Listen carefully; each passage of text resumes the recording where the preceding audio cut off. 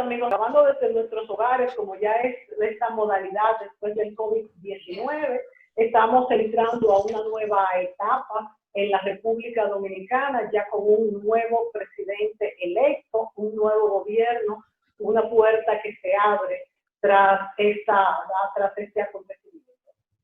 Como ustedes saben, los que han visto tanto en el canal de YouTube como en estos programas, hemos estado haciendo una serie de programas sobre mercadeo electoral, sobre campañas electorales, sobre todo lo que implica una campaña electoral y esa estrategia, ese guión y cómo va variando día a día, momento a momento, y mucho más en esta campaña electoral tan golpeada por la pandemia COVID-19. No solamente lo hicimos en esta ocasión, lo hicimos también en el 2016, son programas que han gustado mucho. Bueno, hoy lo que queremos hacer es una evaluación del proceso de la campaña electoral. ¿Qué tan democrático? Una campaña siempre es necesaria, de hecho se han hecho desde la antigüedad clásica. Sin embargo, eso no quiere decir que todo lo que se hace en una campaña electoral sea democrático.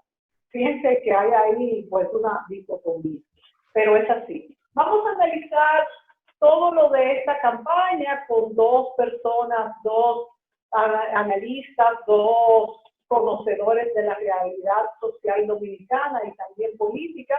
Y vamos a darle la bienvenida a David Álvarez Martín, filósofo. Él es el vicerrector académico de la Pucamaima.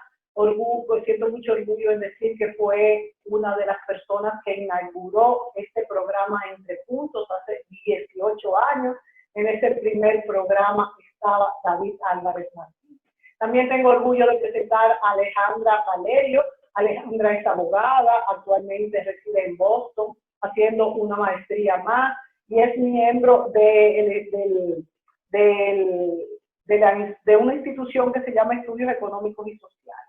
Bienvenidos sean ustedes a este programa hoy, a hacer esta evaluación de lo que ha sido esta campaña electoral 2020. Bienvenidos. David, Alejandro, quisiera comenzar con David en esta ocasión. David, como decía, una campaña electoral es algo democrático, es algo necesario. Sin embargo, desde el año pasado, pudiéramos decir que a mitad del año pasado hemos tenido mucha promoción, mucha propaganda de lo que ha sido, lo que al final ha acabado en este escenario. ¿Cómo podríamos evaluar toda esta campaña y hasta qué punto se respetaron lo que son procedimientos pro-democráticos? Bien, muchas gracias, Mónica. Yo también me siento muy orgulloso de ser de los fundadores de este programa. Muchas gracias, Alejandra, porque podamos participar juntos en esto. Uno de los conceptos que yo utilizo mucho en el proceso democrático, no lo inventé yo, hay otros autores que lo mencionan, es lo que se llama el estrés del proceso. Es decir, la democracia puede ser estresada si se dan condiciones que dificultan o generan desconfianza. La democracia no es solamente el tema de de que las personas simple y llanamente vayan a votar y cumplan con una serie de normativas. La democracia también está muy ligada a la confianza de los actores y lo que estos actores pueden hacer. El tema de esta campaña comenzó hace mucho tiempo. Comenzó cuando en el 2015 el actual presidente, Danilo Medina, en vez de cumplir con la palabra que había dado en el 2012 y que correspondía con la Constitución del 2010 de un solo periodo, comenzó un proceso para impulsar una reforma electoral, una reforma a la Constitución que le permitiera reelegirse. Y lo logró.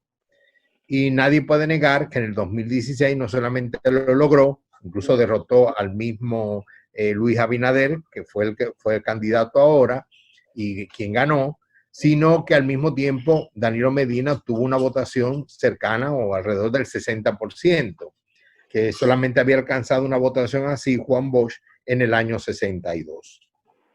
Pero no bastó con eso, es decir, ya muchos sectores de la sociedad comenzaron a desconfiar de la integridad de los planteamientos del presidente Danilo Medina debido al hecho de que había faltado a la palabra y había impulsado una reforma para reelegirse. Ahí mismo vino el tema de Odebrecht, que ya venía desde el año anterior y llegó a la sociedad dominicana. Muchos testimonios y en lugar de proceder a perseguir a quienes se consideraban responsables y que habían dado testimonio, simplemente se comenzó un proceso de dilación hasta el proceso como lo conocemos hoy en día. Eso generó mucha suspicacia porque parte del problema de Odebrecht estaba vinculado al proyecto de Punta Catalina, que estaba demandando gran cantidad de recursos y habían serias objeciones no solamente al tema presupuestario de esa planta, sino al tema ecológico de esa planta. Todo esto llevó a que surgieran las famosas marchas verdes, donde se estaban pidiendo el fin de la impunidad, la persecución de la corrupción, entre otras cosas. El gobierno no le hizo caso, entendió que eso era aspavientos y que eso se disolvería por sí mismo. Efectivamente, la marcha verde en un momento determinado dejó de tener importancia, pero dejó en esa clase media que participó y en esos jóvenes, dejó el deseo de cambiar el sistema, pero sobre todo cambiar a este gobierno. Vino después el caso de la jueza Miriam Germán, que hubo un intento de desconsiderarla como persona y al final de cuentas eso se revertió no solamente contra el procurador general, sino contra el mismo presidente presente ahí. El tratamiento de una persona considerada por la sociedad como un dechado de virtudes, de decencia y una juez muy íntegra. Todo eso se fue acumulando hasta que al llegar el proceso electoral volvió nuevamente el presidente Danilo Medina a intentar reelegirse. Pero fue tanta la presión interna y externa para evitarlo que al final se hizo unas primarias cuyo objetivo fundamental era sacar a Leonel Fernández del partido y lo lograron. E imponer un candidato que no era el mejor en términos políticos, no en términos personales, por el amor del cielo, no era el mejor políticamente. Y Danilo Medina impuso a ese candidato incluso por encima de compañeros del dirigente que tendrían más condiciones políticas. Y lograron sacar a Leonel Fernández. Un triunfo que yo no sé cómo ellos no se dieron cuenta que estaban cavando su tumba con gusto, pero en ese momento no lo veían así. Súmale a eso, porque estoy como evaluando qué estresó este proceso, súmale a eso el fracaso del primer intento de las elecciones municipales en febrero, donde claramente la opinión pública apuntaba a responsable el gobierno. Al final la OEA no lo dejó tan claro, pero en la opinión pública, que eso es lo que importa, porque al final la gente vota en base a su opinión, el gobierno era responsable por la manera en que estaba trastocado gran parte de los mecanismos del voto electrónico. La primera situación que ocurrió fueron las elecciones por segunda vez municipales, donde claramente el PLD perdió prácticamente todos los ayuntamientos más importantes y eso se veía venir de que el PRM iba ganando fuerza. Al final se le sumó lo de la pandemia, que no era culpa del gobierno ni de nadie, eso vino de fuera y obligó a crear unas condiciones muy tensas, porque no solamente era el tema de la crisis política que estábamos arrastrando, sino que se sumó una crisis sanitaria y una crisis de carácter económico, no por temas financieros, sino porque hubo que detener el aparato productivo a escala mundial, supuestamente para poder enfrentar la pandemia. Entonces yo pienso que todos esos factores estresaron tanto la democracia, estresaron tanto el proceso que vivimos el 5 de julio, que no es de extrañar que la tensión haya subido ligeramente, no tanto hasta la mitad, pero subió ligeramente. Pero a la vez que la clase media fue a votar militantemente con el único objetivo de sacar al gobierno de Danilo Medina, concretamente.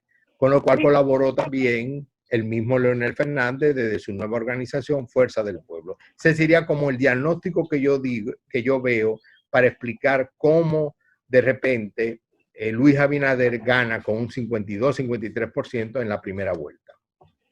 Fíjate, David, cómo tú has hecho referencia a que la economía estaba bien, de hecho, antes de la pandemia, por supuesto, o relativamente bien, porque la deuda es un punto muy importante, pero yo he hecho este comentario en otros programas, que si el PLD se ha mantenido en el poder es porque al menos la prima del dólar se ha mantenido estable y eso no fue suficiente en esta ocasión. Tú mencionas también cómo el hecho de que Leonel Fernández se fuera del partido, incluso muchos analistas hablan de que, bueno, fíjense que el PLD no hubiese ganado como quiera, porque si sumamos los votos de Leonel Fernández y los de Gonzalo Castillo, como quiera no hubieran dado, pero en política las cosas no son 2 más 2.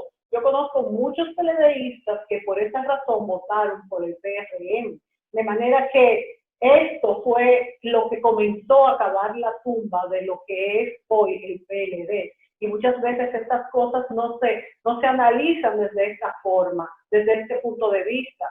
Caramba, no es sumar 2 cosas y que me da la otra. Bueno, y entonces le pregunto a Alejandra, dentro de este contexto que David ha explicado, pues muy bien, ¿cómo crees tú que todos estos ofrecimientos, vamos a decir, todo lo que es el populismo, tanto el PLD como el partido, el PRM, también tuvo que ofrecer, doblar las cantidades que daba el PLD para lograr las elecciones? ¿Cómo caló en lo que es el electorado?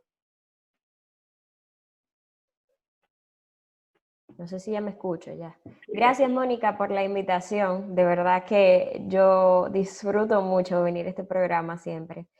Y para responderte, a mí me parece que no es una simple incomodidad con el tema del que da o el que no da. Nosotros veníamos arrastrando una gran crisis de representación desde hace varios años, desde tal vez hace más de 20 años, que, bueno, desembocaron en los resultados de estas elecciones, porque nos convirtieron a un candidato que en algún momento no era el candidato idóneo, en el candidato que necesitábamos o el que necesitamos en este momento.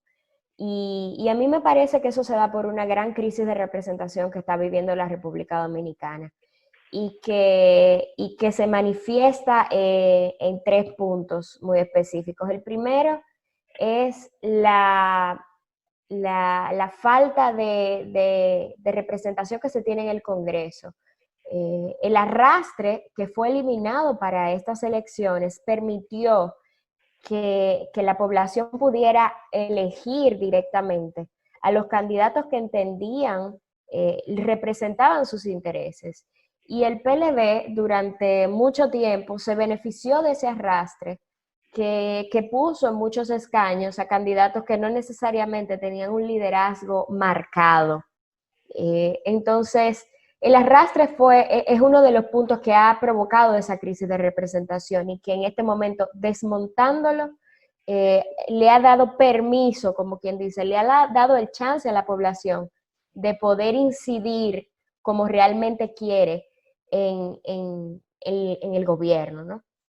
Otra crisis dentro de esa representatividad pobre que vemos es una crisis en los partidos políticos. Y lo estamos viendo desde cuando el PRD se dividió. Actualmente los partidos políticos o el sistema de partidos políticos no representa los intereses ni de los mismos miembros ni de las personas que pueden votar por ellos. O sea, no hay una comunicación de una ideología, no hay una comunicación ni siquiera de una propuesta mercadológica que llame la atención a nivel partidario para que las personas puedan verse adeptos a estas organizaciones. Son ahora mismo una herramienta para proponer candidatos. Y como sabemos, los candidatos que salen son los que forman parte de las cúpulas más o de las personas más importantes en los partidos. Entonces, los de abajo, los que guayan la yuca en los partidos, se les está haciendo muy difícil poder subir y poder involucrarse desde otras formas, por lo que los partidos políticos tienen de por sí una crisis que están enfrentando en este momento.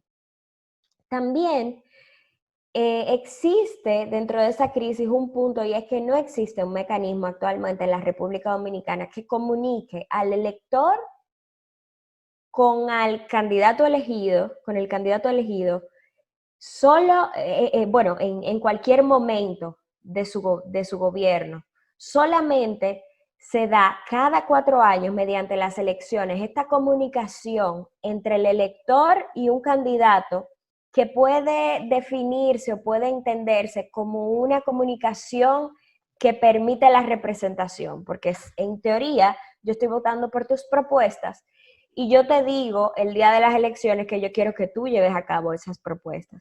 Pero después de que hemos visto una pandemia, estamos claros de que en 4 años pasan muchísimas cosas donde el electorado o la ciudadanía cambia de parecer o las circunstancias cambian y las necesidades son otras. Entonces, no hay una renovación constante de esa comunicación entre los candidatos o bueno, ya en los puestos de entre los funcionarios y la ciudadanía. Entonces, a mí me parece que el escenario que nosotros estamos viendo ahora se destapa por una crisis de representación que ha atacado diferentes sectores de la sociedad. Sí, definitivamente, Alejandra. Hay una crisis de representación y a mí sí me llama la atención de que tú lo extiendes tanto, como mencionaste incluso, hasta hace 20 años, de manera que es como si hubiéramos tenido una olla, un caldero, como decimos los dominicanos, tapado, y la presión haya explotado en este caso. Y con la nueva ley de partidos políticos entonces hizo su trabajo, porque el eliminar el arrastre entre diputados y senadores, aunque no lo hizo entre el alcalde y los regidores, que también debió haber sido necesario, estos se promovieron con propuestas y de hecho yo creo que la ciudadanía hasta ahora no sabía lo que hacía un regidor, ni sabía, es más, muchos ni sabían que existía lo que es un regidor, que hace muchos años eran puestos representativos sin ninguna remuneración, pero hoy en día es un puesto bien pagado y que quizás ni siquiera asisten en la actualidad a lo que son las sesiones capitulares de la Cámara, o sea, de la sindicatura en este caso. No, son puestos muy relevantes hoy día donde se maneja un presupuesto importante, donde se deciden asuntos cruciales en el área de la municipalidad y de hecho se escuchan hasta mafias del dinero que entra ahí, o sea, es algo que todavía, a pesar de que no le hemos dado el valor porque no hemos podido tener ese contacto, como te digo, por esa falta de comunicación, es algo que está ahí y que consume el presupuesto del Estado. Por supuesto, consume el presupuesto del Estado. Incluso yo he escuchado en algunas provincias decir a los ciudadanos, bueno, aquí no se mueve nada si fulano de tal, el alcalde, no lo aprueba y hay que dar dinero. Esas son cuestiones que hay que erradicar de lo que es nuestra democracia. Es muy peligroso escuchar esto. Entonces, alguien que se elige para que nos represente, todos estos puestos son electivos precisamente para que nos representen. Entonces, no saber quién es, no saber qué hace, desvirtúa totalmente lo que es la democracia. Es así. Pero por suerte en estas elecciones los regidores sí se beneficiaron del voto directo también. Por eso conocimos de ellos. De hecho, hay regidores muy jóvenes que apoyados por algunos partidos. De hecho, también tenemos, creo que José Horacio Rodríguez de Alianza País, creo que salió diputado, y fue un muchacho que tuvo su candidatura, como quien dice, individual, y se unió a Alianza País de un movimiento, y fue surgiendo, y creo que eso es importante. Sí, bueno, hay un factor que quiero reforzar lo que dice Alejandra. Fíjense que para estas elecciones, a nivel de senadores y diputados, todos los partidos de oposición, el PLD aparte, hicieron alianzas en provincias diferentes. Es decir, en un momento determinado era el candidato de Fuerza del Pueblo, en otro era Alianza País. Es decir, hubo una inteligencia en relación a lo que quería la gente y ahí funcionó perfectamente. Claro, sigue habiendo el tema que incluso en estas elecciones posiblemente tanto el hijo de Orlando Jorge Mera como el hijo de Leonel terminen siendo diputados, pero había una gran cantidad de hijos de dirigentes de las provincias que se propusieron. Habrá que ver cuántos salen. pero hubo una cierta... Horacio es un caso muy interesante por las alianzas que se articularon. Y a mí me encantó verlo a él y a Faride haciendo campaña juntos, que no eran del mismo partido, pero iban Partidos aliados. que tal vez uno no iba a imaginar que iban a Claro. compartir en ese Entonces tú te encuentras unas mezclas donde de repente el reformista respaldó al otro y el otro era un candidato de este. O sea, hay una inteligencia entendiendo de que hay, lo que dice Alejandra, una crisis de representatividad y aquellos partidos que quieran tener fuerza electoral van a tener que escuchar más lo que la gente y el liderazgo nuevo, joven, más sano está demandando.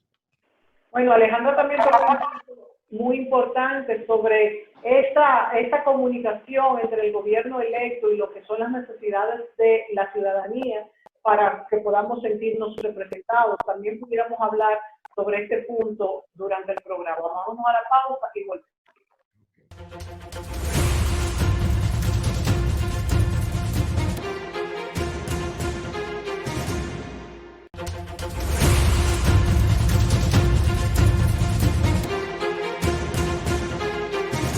Amigos, continuamos con este programa Entre Puntos con nuestros invitados de hoy, que son David Álvarez Martín, filósofo, y Alejandra Valerio, abogada. Hablamos sobre, bueno, hacemos una evaluación de la campaña electoral y cómo, vamos a decir, apuntar nuestra democracia, el proceso y el resultado. Es importante señalar que esta campaña y esta victoria de Luis Abinader, como bien ha explicado David Álvarez Martín, comenzó con todas estas manifestaciones ciudadanas que salieron a la calle. Yo creo que durante todo el gobierno de Danilo Medina se dieron estas manifestaciones de marcha verde y demás, propulgando muchas cosas. Hablamos en este segmento de cómo no bastó que tuviéramos una economía fuerte, sino que la corrupción también jugó un papel muy importante, porque la ciudadanía no se conforma con tener gobernantes corruptos como debe ser.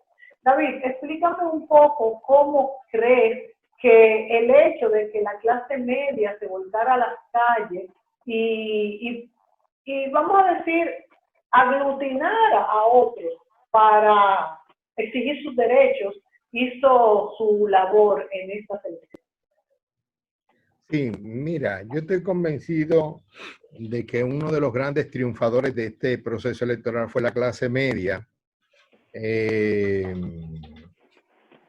Y es algo que desde autores tan antiguos como Aristóteles se planteaba que la democracia solamente era posible en un contexto de clase media. O el caso de la sociedad norteamericana, que Alejandra ahora está conociendo de primera mano y que yo sé que le va a ayudar mucho a analizar, donde la clase media es mayoritaria. Entonces, una democracia que se articula en torno a la clase media, pues tiene la fortaleza de no depender de dádivas, de que el Estado no juegue con el hambre de la gente. Entonces, esta clase media yo creo que se ha empoderado. Y la mejor demostración es que no ha bastado con el triunfo de Luis Abinader, sino que ya hay declaraciones muy fuertes indicando que no le van a permitir al nuevo gobierno abandonar la agenda por el cual fue impulsado. Hay una periodista muy conocida que en las redes sociales dijo algo muy duro. Llegó a decir que si en enero no hay presos, refiriéndose a los casos de corrupción, en enero la gente sale a la calle. Yo soy de los que considera que la clase media no le va a dar luna de miel a Luis Abinader. O sea, Luis Abinader tiene que mantenerse montado en el carro de lo que ofreció, porque detrás hay una clase media muy fuerte que está dispuesta a empujar hacia adelante esa agenda. Yo creo que eso es fundamental. Por supuesto, eso no quita importancia al papel de las clases bajas y muchas de ellas dependiendo de las ayudas. Creo que tú misma, Mónica, mencionabas cómo en la campaña el mismo Abinader tuvo que contrarrestar al gobierno ofreciendo duplicar o mejorar las ayudas. Las ayudas en sí no son malas, porque gente que tiene problemas de ingresos, en lo que se resuelve el tema, está bien que con dinero público se le ayude. Eso es una norma en todo el mundo. Incluso eso permite, hasta incluso a la economía, generar capacidad de consumo. Fortalece aspectos de la economía. No soy economista, pero eso lo veo muy claro. Hay incluso sociedades hoy en día que se están planteando lo que llaman el salario básico. Es decir, que todo ciudadano adulto reciba un ingreso aunque no haga nada, como un salario básico que permita una sobrevivencia. Hasta eso se está discutiendo hoy en día. Pero está demostrado de que en estas elecciones, por un lado, una parte de los más pobres no respondieron electoralmente por las ayudas que recibieron y una clase media que empujó su agenda y que impuso un candidato que, como decía Alejandra, 4 años atrás no se veía como una opción firme, lo impuso a ganar en una primera vuelta. Que no nos olvidemos, todavía hasta el viernes, antes de las elecciones, se discutía si iba a haber primera o segunda vuelta. Entonces impuso en una primera vuelta esa candidatura. Yo creo que ahí juega un papel importante la clase media. Es indudable la vida, Alejandra, que quizás hubo algún punto de inflexión después de la pandemia, como el candidato Gonzalo Castillo pudo salir tanto a la calle, llegó un momento en que parecía seguro lo de ir a una segunda vuelta. Sin embargo, luego hubo una picada del mismo candidato, quizás por algunos errores de ellos mismos o porque esa misma clase media volvió a salir a las calles y se retomó todo vamos a decir, este ánimo, esta dirección de la campaña. Alejandra, ¿cuál es tu opinión? Antes de que Alejandra opine, Mónica, recuérdate que 2 semanas antes de las elecciones salieron rumores de que el presidente de la República había dicho que no se podía seguir ayudando al candidato presidencial y que había que enfocarse en defender las senadurías. O sea, con el resultado actual, me parece lógico que él, que no es tonto, él podrá hacer lo que tú quieras, pero tonto no es, haya descubierto, mira, vamos a perder como quiera, por lo menos no perdamos tanto del Congreso. O sea que por ahí hay una pista interesante. Y eso fue decir con claridad, como estamos ayudando, o sea, afirmó que se estaba realmente haciendo eso. Y me parece que eso fue clave en este gobierno. Habían tantas cosas hechas a la clara, de manera deliberada, o sea, inclusive cuando tú ves que un diputado verbaliza el que ellos tienen el poder y pueden cambiar la constitución cuando quieran, que no, esto no es Suiza, no me acuerdo cómo fue el asunto. Cuando tú ves que un funcionario del gobierno oficialista verbaliza de esa forma y se cree el poder, impacta definitivamente. A mí me parece que la sociedad dominicana le impactó eso y tampoco vio con buenos ojos que el candidato del Partido de la Liberación Dominicana se paseara por el mundo buscando gente con un Uber avión, porque era algo así. Porque la gente tenía esta conexión en la cabeza de que ese dinero viene del Estado o de alguna forma está vinculado al Estado. Y eso no ayudó al candidato, a pesar de que... ¿Cómo, Alejandro, un partido ducho, vamos a decir, conocedor, no se dio cuenta de estos errores? Porque ¿a qué ustedes atribuyen esta ceguera, vamos a decir, del PLD, comenzando con la división? Bueno, es que tenía mucho tiempo en el poder, con mayorías en todas partes. A mí me parece que por esa misma crisis de representación que te hablé al principio, no había unos candidatos que pudieran representar de mejor forma a la ciudadanía. Entonces, yo que estoy aquí, se me hace difícil que me saquen, o se hace difícil que me saquen, porque no hay otro que pueda venir y échame el pleito, como quien dice. Hay una tesis que le oí una vez a Alejandra plantear sobre cómo el PLD se cortó el mismo la garganta porque muchos de los becarios que mandaron fuera terminaron como jóvenes liderando procesos de protesta. Me gustaría escuchar a Alejandra esa tesis de ella. Bueno, yo tengo la creencia de que la juventud fue crucial en este proceso. Y esa juventud se vio beneficiada en muchas ocasiones de estos planes de educación a distancia o en otros países que tiene actualmente el gobierno, que es una buena adición a los sistemas de educación superior, pero lo que hizo fue mostrarle el mundo y mostrarle la realidad en otros lugares a los estudiantes, a los jóvenes. Y pasó una situación parecida a la de Juan Pablo Duarte, que cuando se fue a estudiar a Europa, se encontró con otra cosa, se encontró con posibilidades, con que la gente tenía derechos y se cumplía otro estilo de sociedad. Y a mí me parece que esa era una herramienta que ellos mismos utilizaron cuando regresaron. Había un compromiso de regresar y los que lo hicieron están trabajando para cumplir ese sueño de tener eso que vieron en algún momento. ¿Ustedes creen que también el cambio del perfil del candidato, en este caso el presidente electo Luis Abinader, que es un académico, es un hombre que, por lo menos en lo que yo conozco, tiene un perfil de buen esposo, de buen padre, de buen hijo, vamos a decir, una imagen diferente al político avesado, que de hecho muchas veces también esto se le sacó, ¿no? Porque le falta tigueraje. Se decía incluso que a Luis Abinader le faltaba tigueraje. Pero yo creo que esto, que una vez jugó en su contra, puede ser que ahora jugara a su favor, en el sentido de que la gente lo veía como que pudiera ser un político más honesto.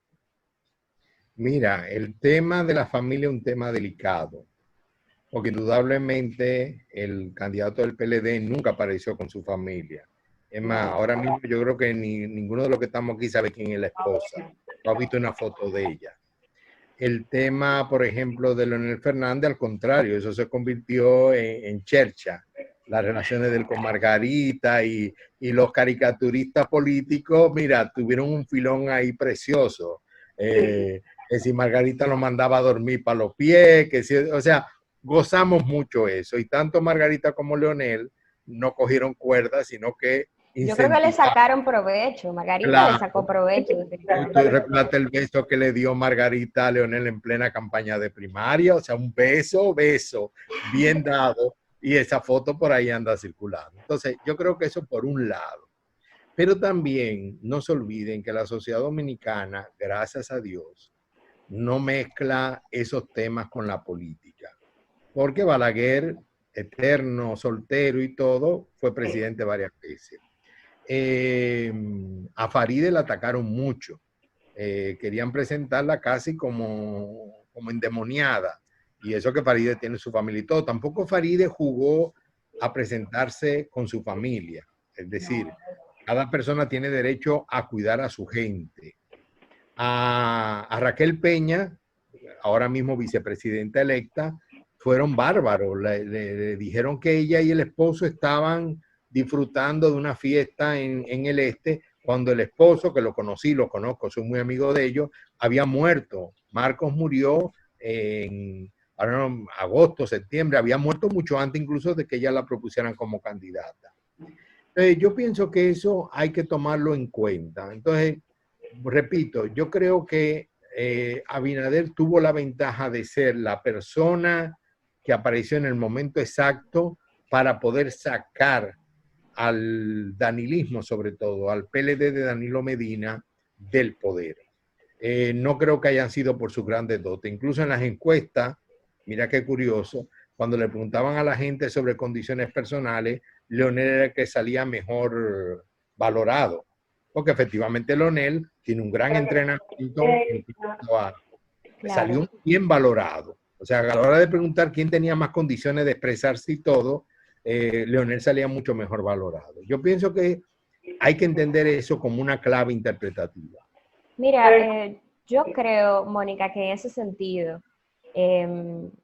aquí se ha jugado un poco a la forma de la política norteamericana, donde sí tiene mucho peso que el candidato muestre su familia, y se note como un hombre de familia o una mujer de familia. Y el perfecto ejemplo que le sacó punta a eso hasta más no poder fue Obama. Y a partir de los gobiernos de Obama, el significado que tiene la familia y la participación de la familia en los procesos políticos tiene mucho valor. De hecho, cuando entró Donald Trump, la gran crítica, o la primera gran crítica, olvidándose de todo lo que puede haber hecho, era que la mujer no le hacía caso. Claro, y que lo trataba mal y le soltaba la mano. Entonces, en la sociedad norteamericana es muy importante la política, pero nosotros somos nuevos. Sí, y todavía Obama se recuerda todavía por esa bella familia y su relación con la esposa. O sea que eso es muy importante. Entonces, eso ha sido como una extracción del modelo de marketing político norteamericano que hemos querido utilizar en los últimos años aquí. Pero seguimos siendo nuevos. Nosotros empezamos a ver la familia de los presidentes con Hipólito Mejía, que puso el despacho de la primera dama y eran doña Rosa e Hipólito. Y a partir de ahí entonces empezó a adicionar a la esposa como primera dama, si tenía hijos, si no tenía hijos, pero no ha sido algo como crucial que un político deba tener familia o se muestre como un hombre de familia. Déjame corregirle algo a Alejandra. Déjame corregirle algo a Alejandra, que es un pecado por su poca edad.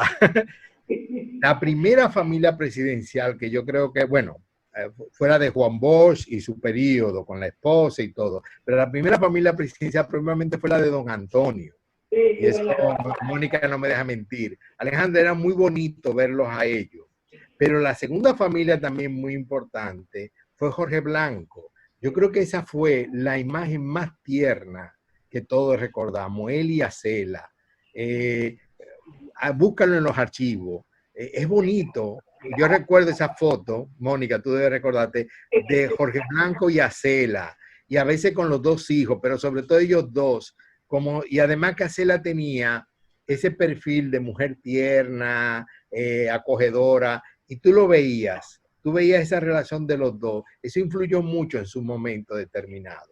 O sea que fue RD que impuso ese modelo familiar.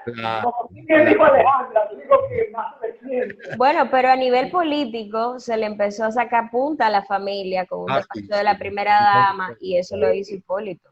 Que por cierto, yo no estaba viva para Jorge Blanco. La esposa de Luis Abinader ya lleva unos meses que dijo que ellos han acordado que no va a haber oficina de la primera dama. Ella no quiere manejar fondos públicos, lo cual para mí es importante porque es una forma de superar lo que yo llamo el siglo XIX. O sea, no hay una consorte de la realeza, simplemente a quien elegimos fue Abinader, no a ella. Y por lo tanto ella es la esposa de él en su casa, y salvo que no tenga alguna actividad profesional o algo así.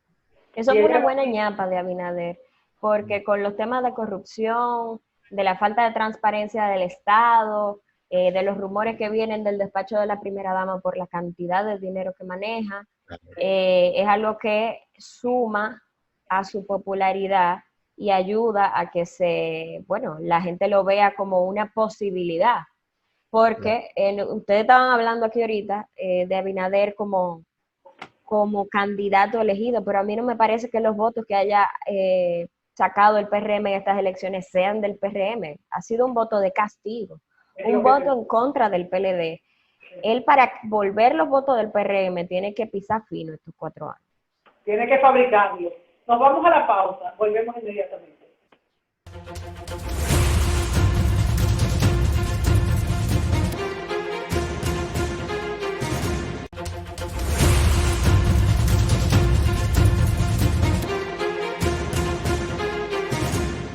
Amigos, continuamos con David Álvarez Martín y Alejandra Valerio, y en este segmento hablaremos sobre cómo se proyectan estos primeros 100 días de Luis Abinader, qué está esperando el pueblo y cómo serán definitivos en lo que será la aprobación de los ciudadanos y esa representatividad que tanto hemos insistido en este programa.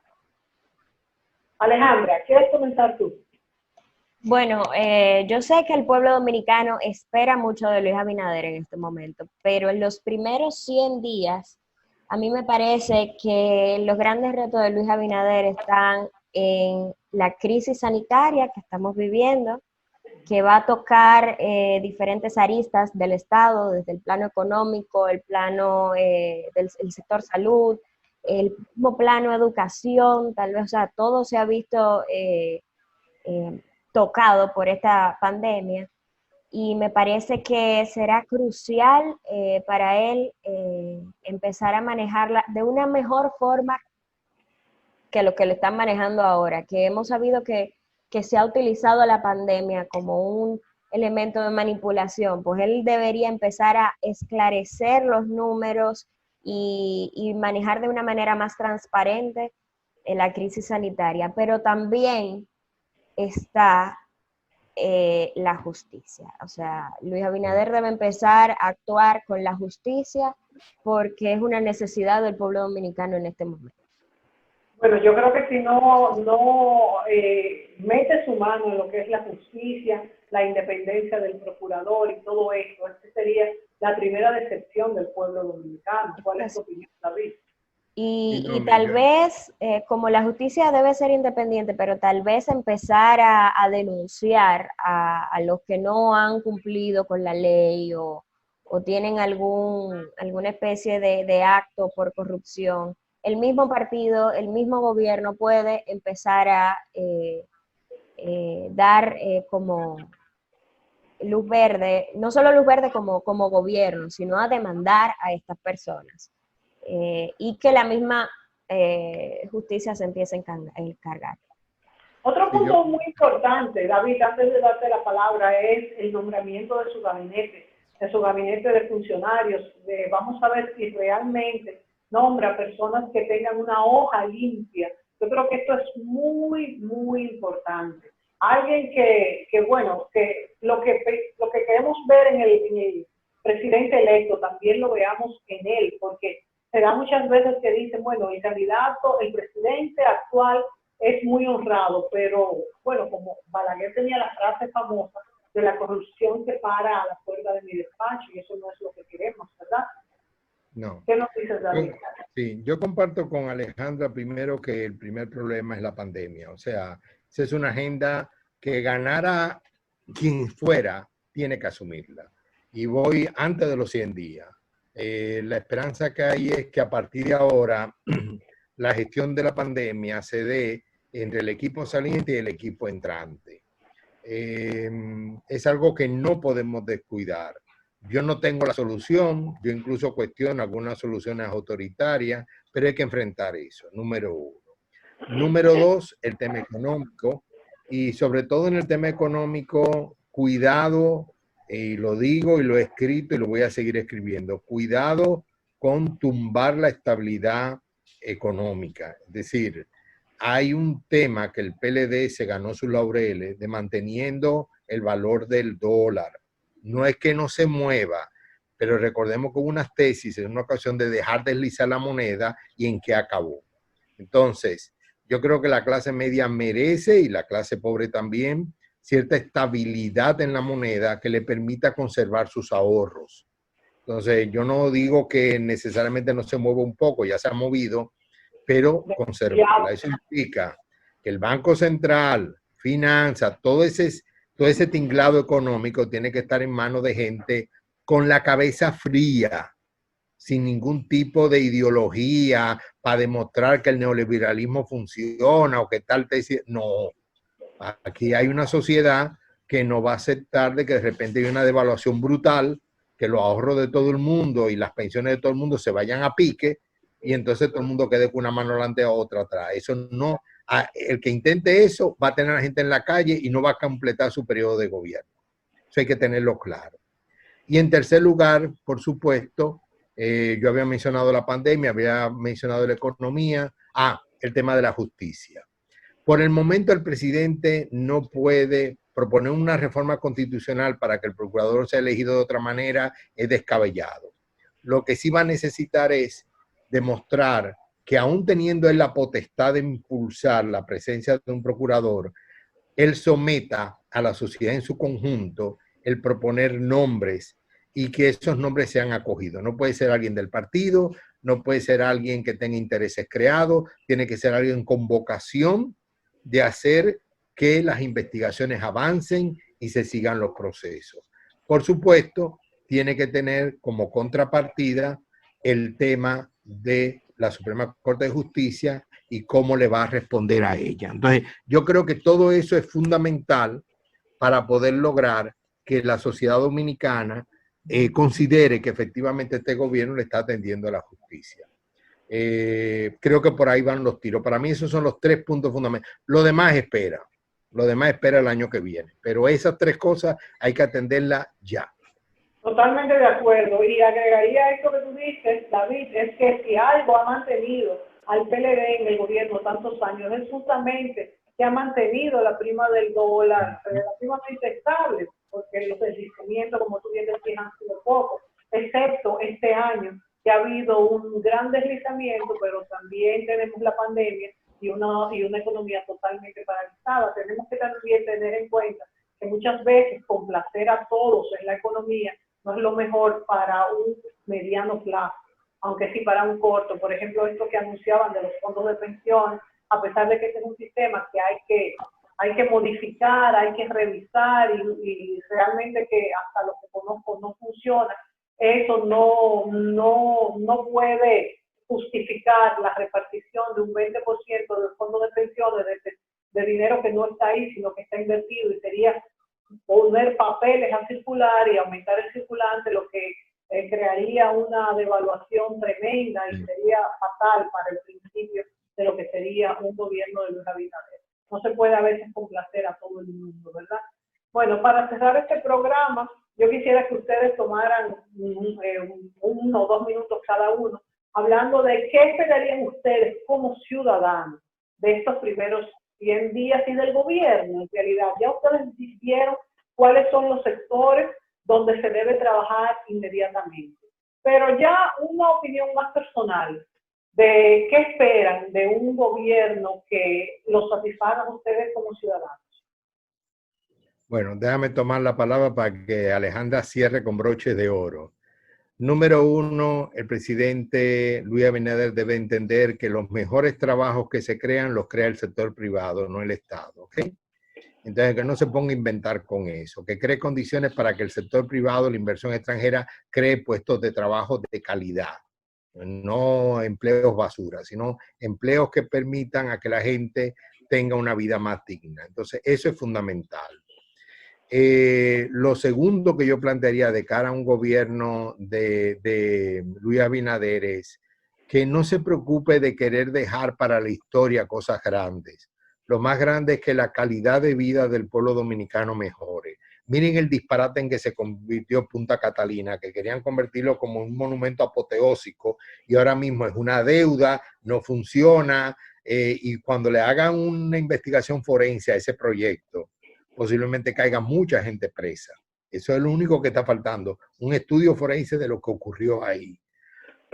Yo creo que eso es lo fundamental. Si él logra que su ego no se desborde, que fue lo que le pasó a Danilo Medina, si él logra que su ego no se desborde y que sepa que es un servidor nuestro y que está ahí para ayudarnos a mejorar la calidad de vida de todos, sabiendo lo que le corresponde al Estado y lo que le corresponde al sector privado, yo creo que podrá ser un muy buen gobierno.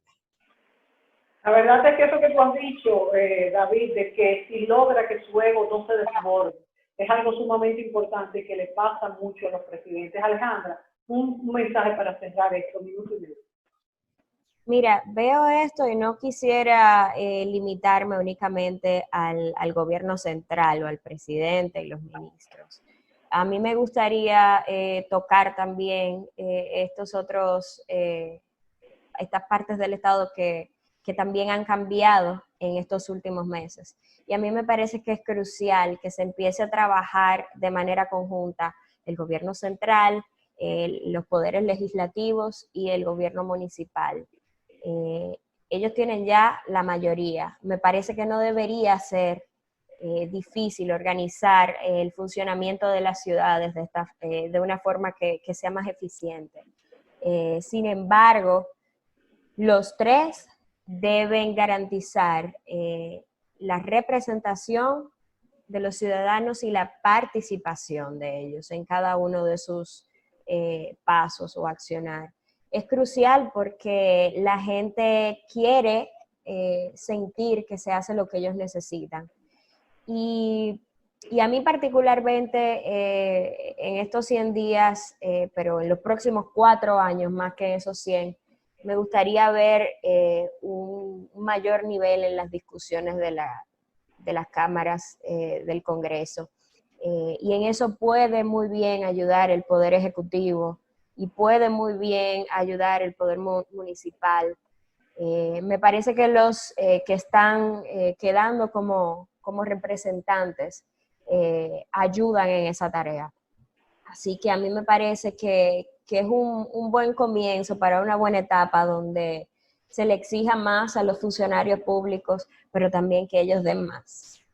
Bueno, en este programa se ha repetido la necesidad de una buena representatividad de los ciudadanos, y eso justamente es lo que tú dices, Alejandra, cómo seamos más oídos y los ciudadanos mismos tengan una forma de dar una aprobación a lo que se hace, esa relación entre ciudadanos y presidencia. Eso es importante y tienen que tomarlo en cuenta. Muchísimas gracias a David Álvarez Martín, a Alejandra Valerio, por estar aquí analizando esta campaña electoral pasada, estos primeros 100 días y nuestras expectativas como ciudadanos, y espero tenerlos pronto con nosotros de nuevo. Hasta la próxima, amigos. A ustedes gracias por sintonizar.